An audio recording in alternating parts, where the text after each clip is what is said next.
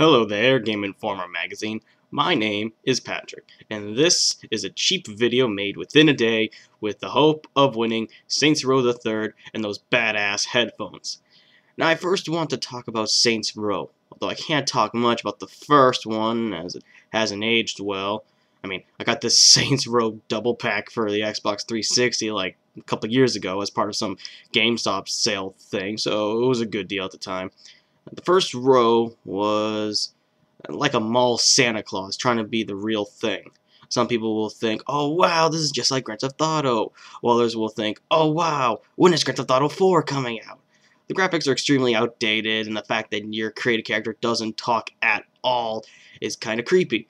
I want to talk to you, Keith David. You don't swear like this in Mass Effect, so why can't I have a conversation with you? How many people would let a mute into a gang outside of the purpose of cannon fodder?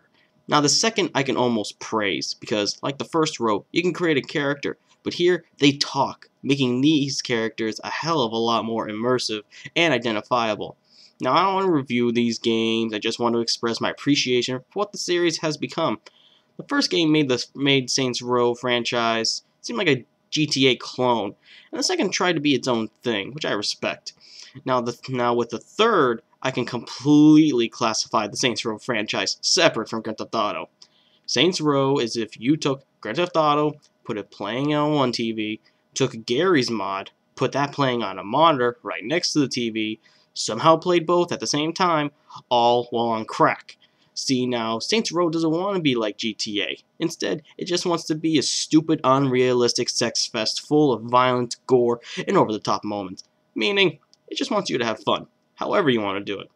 And me being a self-proclaimed writer, I could almost always stand behind a game that lets you create a character and do what you want with them. Now you folks at Game Informer, I have to thank too. I've been with you guys since I've been 13, and despite my looks, was about 7 years ago. And while I may have thrown out my old copies throughout my many movings, but now I've taken the thought of keeping the copies of your magazine from now on. You guys help me decide what a game is, when it's worth a pre-order, a purchase, a price dropper, or an all-around avoider. So it's through your magazine or your website that I can humbly thank everyone at the Game Informer office for helping me on my game-related decisions. If I haven't already checked IGN, Game Trailer, Screw Attack, Kotaku, or Destructoid. But hey, you guys are still bookmarked.